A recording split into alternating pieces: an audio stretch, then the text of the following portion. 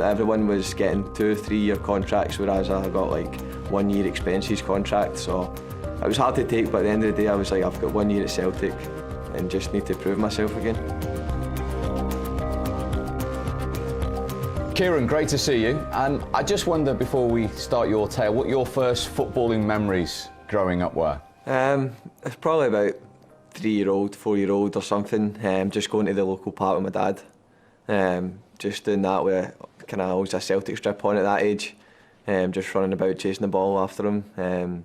And then my first game, I was probably not long after that, 4 or 5 years old, going to my first Celtic game, and yeah, that's my earliest memories. Were you the sort of natural child going to games like that thinking, wow, this is a dream of mine? Yeah, of course. I think where I was from, every kind of boy grew up wanting to be a footballer. We all ended up just going out in the streets every night and playing, and that was your dream. You would pick what player you'd go, you'd pick who the goal scorer and that would be as well, so yeah. Was there a point where you thought, I'm pretty good at this with the ball at my feet, I might be able to fulfil that dream, or was it just an untouchable dream at that early stage? Yeah, I think you just think it's too good to be true. That's the reality of it. You just think, yeah, it doesn't happen to people like me. You see these footballers as, like, at the time, Celtic players as superstars. Like they're untouchable. They're just like amazing people you'll never get to meet, you'll never get to be. Yeah, so growing up, I just thought it was too good to be true. And what are your heroes? What was that team like to watch? I think that team was probably one of the best in Celtic's history. They got to a European Cup final, they won league titles. So yeah, it was brilliant watching them grow up. So many heroes and so many players you could get in the back of your shirt back then. And was there anyone in particular that you really used to focus on? I had two. I had always Henrik Larsson. I think as a Celtic fan, everyone's hero was Henrik Larsson straight away. And Bobo Baldi for me, which is a big central defender.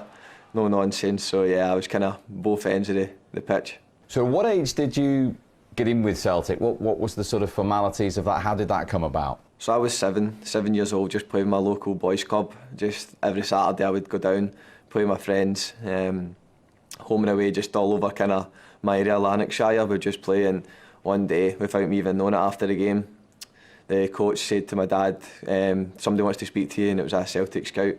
And from there I was training every Friday until I was 9 years old, and then he eventually signed, and then you take it from there, 2 days a week, 3 days a week, and you build it all the way up.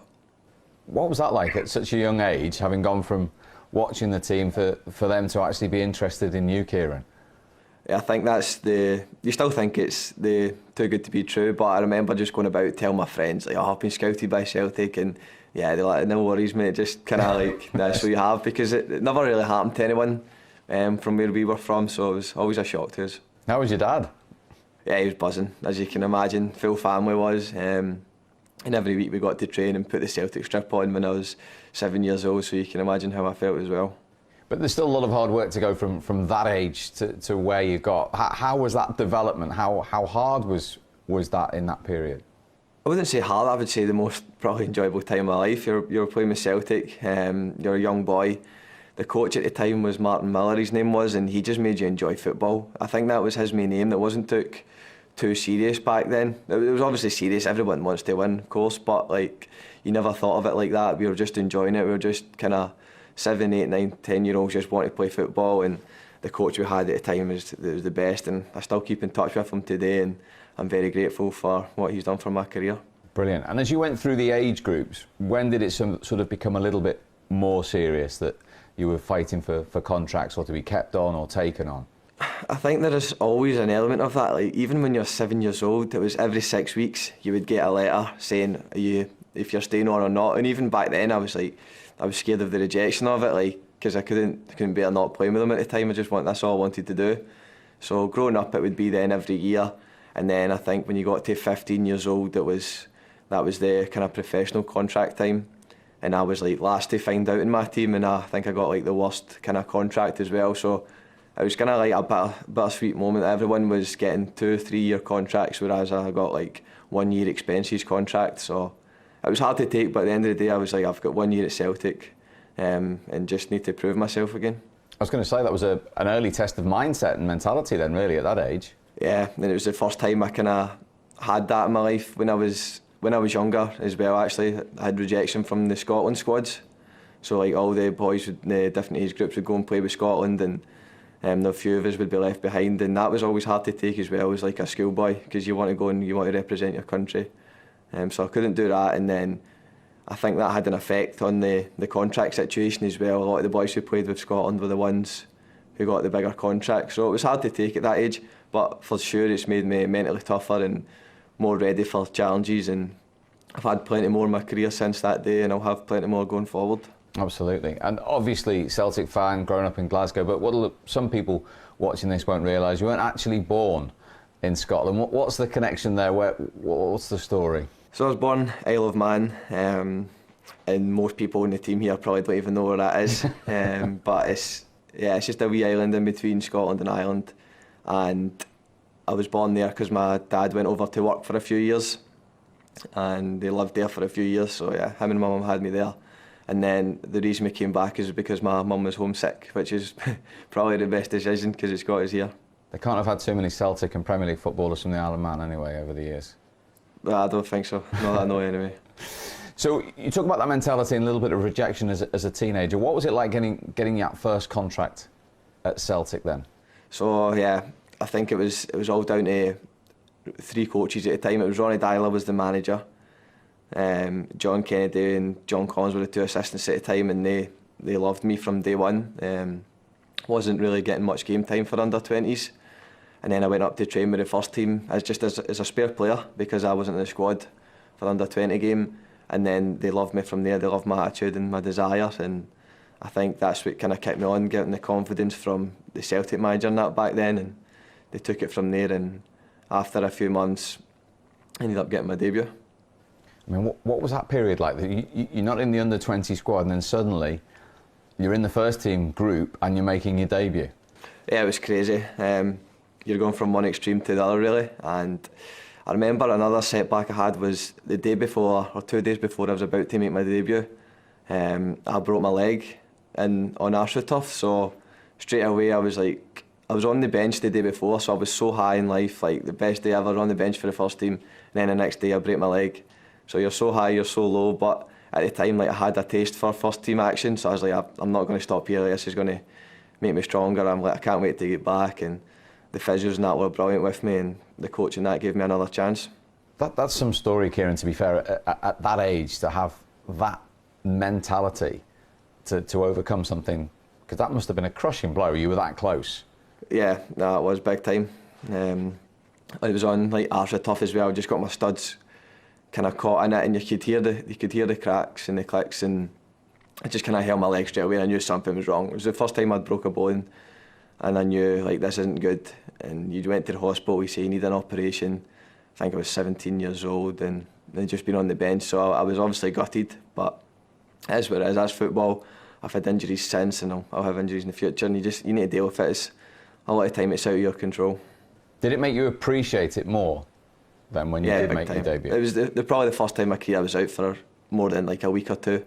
It was a big injury, and it's when you see you've broke your leg, you just think the worst straight away. It's not a good thing. But to come back from that, I had my family and my friends, and I'm ever so grateful for what they do and what they've done in my life. So put into words then, after that, and you've overcome that, to pull on that Celtic jersey for the first time. The best feeling ever. I was a nervous wreck though. Seeing I get told I was coming on, I was like, oh no, man, like, no me. But it was amazing. The best feeling ever. I was on the bench that night. It was Dundee away. We were 2-0 up, and I was coming on, and my only thought in my head was just, don't lose this game. Don't concede 2 goals in the next 10 minutes. And we conceded 1. So nah, it wasn't the perfect debut, but we won the game. And after the game, like, I was going nuts after it. Like, I was screaming in front of the fans. And most people are just thinking, like, just calm down, mate. You've just beat Dundee 2-1. Like, it's just normal. Celtic should be beating them. But there's just so much emotion. There's so many things happened in my life, and so many things I would do in life to have that moment.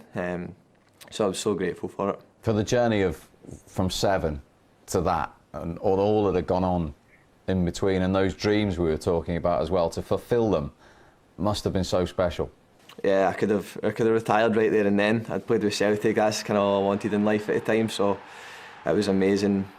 And I think if I had to pick one moment in my career, I've had so much good moments in my career, but to go back to one moment and be your debut, your professional debut for the club you love is probably untouchable for me. So you get in the team and everyone's talking about it. I just wonder, obviously we saw him at Liverpool and we've seen him at Leicester, the influence of Brendan Rodgers at the time. How important, what was he like to work with, Kieran? He was brilliant. I think he changed the kind of dynamic of the club at the time. We'd won the league for a good few years, but we hadn't won a lot of trophies to go with that. We hadn't done too well in Europe. So straight away when he came in, we realised this guy's amazing. He's a genius for football, and we qualified for the Champions League, and that season we went unbeaten, we done the treble. And I learned so much over the space of the 2.5 years. So I've got a lot to thank him for. He put a lot of trust in me, he made me captain as well at times. So yeah, and I still keep in touch with him today, so he's a top manager and a top person. And you mentioned the captaincy there. I mean, we're talking about making your debut and fulfilling a dream, but to lead a Celtic team out and be told by Brendan for the first time you were going to wear that armband, I mean, that's another one, I guess, that a pinch yourself moment. Yeah, it was crazy. It was the first game was Kilmarnock in the League Cup, I think it was. I was captain and I ended up scoring that night as well, so it was like, that was one of the nights, it's too good to be true. Like, you look back on it and think, how is that possible? Like, that night is just too good. And that was down to Brendan Rodgers for putting faith in me. I think I was 20-year-old. So yeah, it was amazing, an amazing night. And given the success that you had with him and the team as well, it was just seemed to be the momentum with Celtic just went with you at that stage of your career. Yeah, I think he put in to all of us in that change room was a winning mentality, and I think at Celtic you need that because you need to win basically every game of the season to be successful. You need to win league and you need to win cups, and for that 2.5 years we managed to do that, and we've done it in style as well. And was there always a fear from the Celtic fans that he would come back to the Premier League given the success that he was having? I think Celtic fans realised how good a manager he was, and I think you could see when he left how hurt the Celtic fans were because they knew that he was a great manager, and it's just unfortunate how it all ended for us all. We just wanted success, we wanted the treble, and then Neil Lennon came in and he delivered that as well, so Celtic fans have got a lot to thank for him as well. And you personally, a lot of people were talking about you, you were getting rave reviews. Were you aware of that? Were you aware of talk down south at that stage? I think all over my Celtic career there was talk, there's always rumours. I think when you come through at a club like Celtic and you play in the European stage, there's going to be teams who watch you. And growing up, there was always people linked with me. There was clubs there, but I was just concentrating on playing for Celtic. I was young at the time. I never let it faze me. You would see articles and stuff like that, and you'd play against some of the teams as well. But for me, it was just focus on my day-to-day life and playing for Celtic at the time. I was happy at Celtic, but getting out of comfort zone and just coming down here and trying to be the best I can be.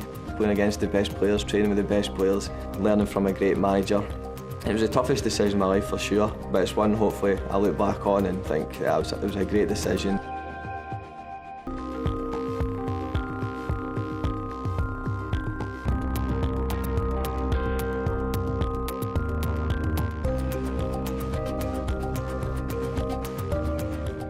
When was the time where you sat down and thought, right, there's a big chance I'm going to leave here?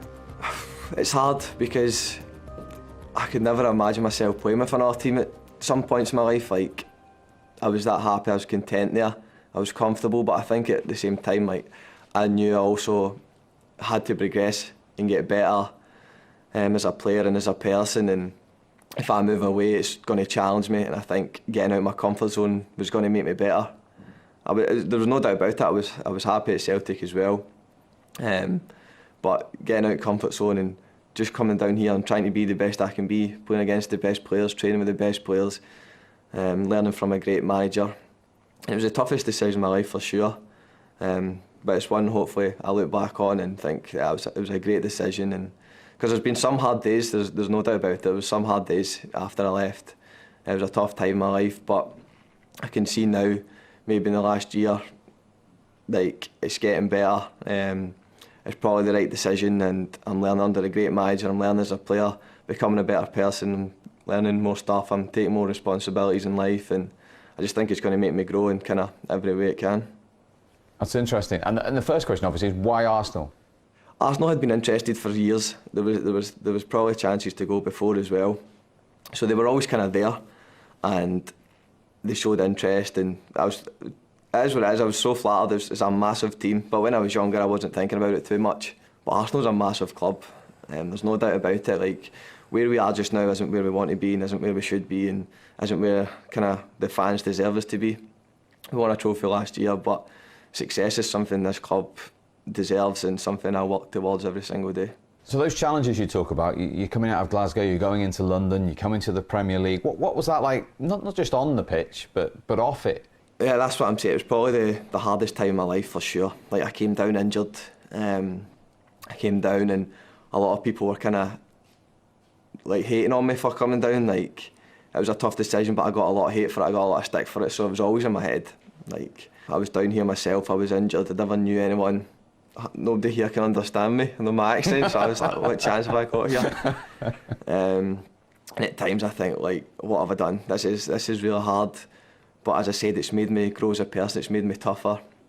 And for sure, the stuff off the football pitch has been a lot tougher than on the pitch. What was it like on the pitch? I know you made your debut against Palace. Did you notice big differences straight away between the Premier League and what you were used to? You do notice a difference, of course you do. It's completely different. You're playing against different teams, players you hadn't played before.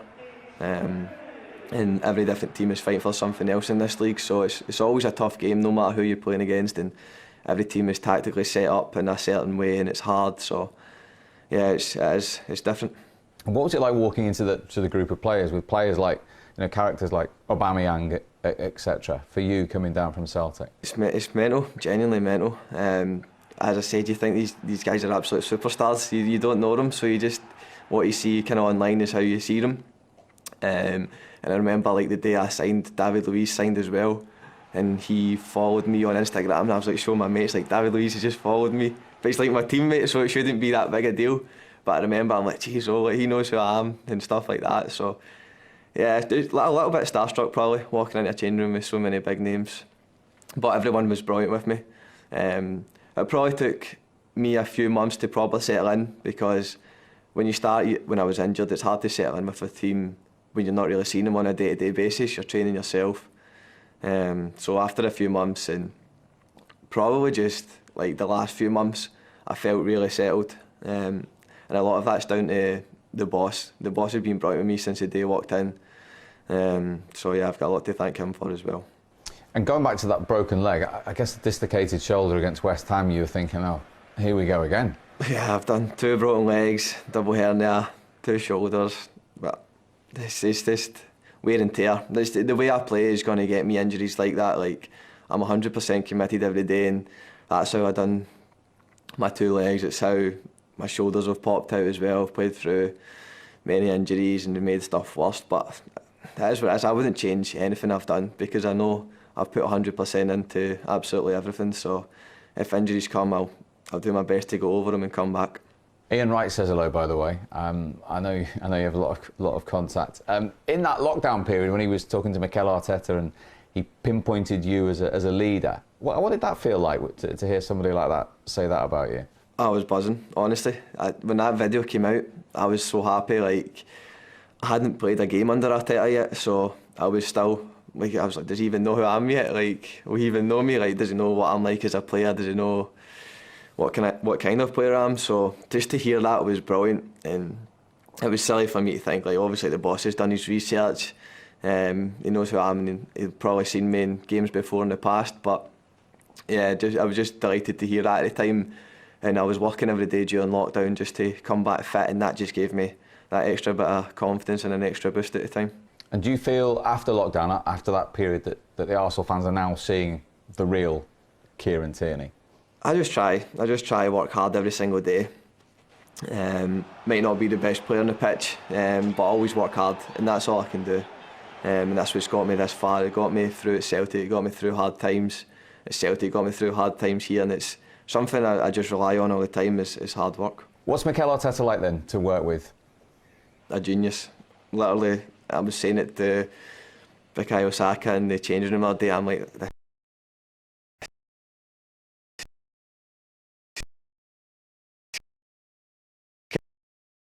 he's a genius. With? a genius. Literally, I was saying it to Bukayo Saka in the changing room the other day. I'm like, this guy's a genius. Like, he's got a solution for everything, a reasoning for everything as well. So every way you press, every way you defend, there's always a reason behind it. And it's at our best interest, of course. It's for the best for the club, and I'm just loving working and learning under him. That's interesting. So there's real excitement about where the manager can take you then? For sure. I think he's still a young manager, but from what I'm learning and what I've learned so far is amazing, and hopefully it just keeps going that way for me and all the team, and hopefully we can build on it and get consistency. I think that's the most important thing for us. We've had good results, we've beaten some big teams as well. It's just the consistency we need to add. You're talking about your attitude there. You've become a bit of a social media star in the fact that there's snow out and there's no snood, no gloves, short sleeve shirts. Is that the Glaswegian you can't take the boy out of Glasgow? I'm probably a bit more used to the cold weather than a lot of them down here, but it's just what I prefer. Like, people say, oh, stop pretending you're not cold. Like, not for a second, I'll still get cold 100%, but just when you warm up, you're fine. It makes you warm up better, it makes you run about more. Then after that, you're fine. You don't feel anything. The FA Cup win, did that help? You're talking about the manager there and solutions. Did that help to get that under his belt so early in his managerial career? Yeah, I think it helped all of us. It helped the club as well. It was a tough time, so it was uncertain times as well. No fans there, so that was probably the worst part about that FA Cup win. There was no fans there to celebrate it with, but from me and the club, it was amazing. It was a great day, a great run. We beat some big teams to get there as well, some great results. So yeah, it was brilliant, and for me to come down here and win a trophy in my first season, even though I had so many downs, it was a tough year, and to end it like that was a dream. And you know, luckily from Celtic, with winning those prizes, what a winning mentality can do when you get that first trophy. Do you think that was important for Mikel Arteta and your group to taste that so early? I would say so. I would say, because people are probably thinking, because we were mid-table, we weren't challenged, it was not good enough, and it wasn't. But to show something like we're going in the right direction here, and it's not something that was going to happen straight away or over a few months, but it's something that will gradually get better every few months, and we'll get there and we'll get to the level that where we want to be. And how exciting is it when you look at yourself, and you mentioned Bukayo Saka there, Emile Smith-Rowe, some of the other younger players around, Odegaard's come in at a tender age too, that what Arsenal could do in the immediate future? Yeah, these players are brilliant. They're so good. Generally, the technical ability, their awareness, everything, they're so good, and you can see that now in this season, especially like when they're coming through. They're just doing so well for the team, and it gives us all a lift as well, and I'm sure it gives the fans a lift because they're local boys. So yeah, it's brilliant to have them. They are local boys, but you seem to have, despite the fact they haven't been in the stadiums a lot, but it's a connection with the Arsenal fans straight away. You must be delighted with that. For sure. They've been brilliant with me, and I think I need to thank them for the times where I wasn't playing, where I was injured. They stuck by me, like they'd spent a lot of money on me, and I hadn't been available at the start. So for them still to support me and support me now, it's just, yeah, I'm very grateful for the support, and I'd just like to thank them for it. And in the immediate future, you've won one trophy. You want to continue in Europe. What do you feel this Arsenal group could achieve under Mikel Arteta, Kieran? It's hard to say. We just want to achieve what's the best possible scenario for us. We want to be higher in the table. The club deserves Champions League football, so I think stuff like that's a start. We need to get back up into that competition. Whatever method we do that, we just need to get there, and something that will happen in time, and it's just about us doing it as quick as we can. And dealing with that expectation, because as you said right at the beginning, it's such a huge football club with the history and the tradition. There's a lot of pressure. There's a lot of pressure on us to perform every week, to win every game. I think you're going to get that. Every big club, it was the same at Celtic as well. There's always pressure, and I think it can bring out the best in you as well. Next up in the Premier League, West Ham away. What have you made of them? What a season they're having. Yeah, they deserve to be there. They're a great side. They're very tough to beat, hard to defend against. They've got physical attributes as well that's going to be tough for us. So a game we're looking forward to, and it's a big game for us, and we'll be looking to keep this run going and the consistency up. And just finally, exciting times immediately for Arsenal, for you personally, but of course with the national team as well. I mean, what's that experience like, and Have you allowed yourself half a second to think about the summer yet? Of course, yeah, it's going to be good. It's a great achievement for everyone in the country. Like, the country just got a full lift in that period of time. So yeah, it was brilliant and probably one of the most enjoyable nights of my career. Just the way it all happened, it was so dramatic, penalties, the nerves going through everyone at the time. But yeah, it was worth everything. So yeah, it was a great time, and we've got games coming up soon as well that we're looking forward to. Well, good luck with that and the rest of the season. It's a fascinating tale, yours, Kieran. Thanks for sharing it with us. Thanks a lot, mate. Cheers.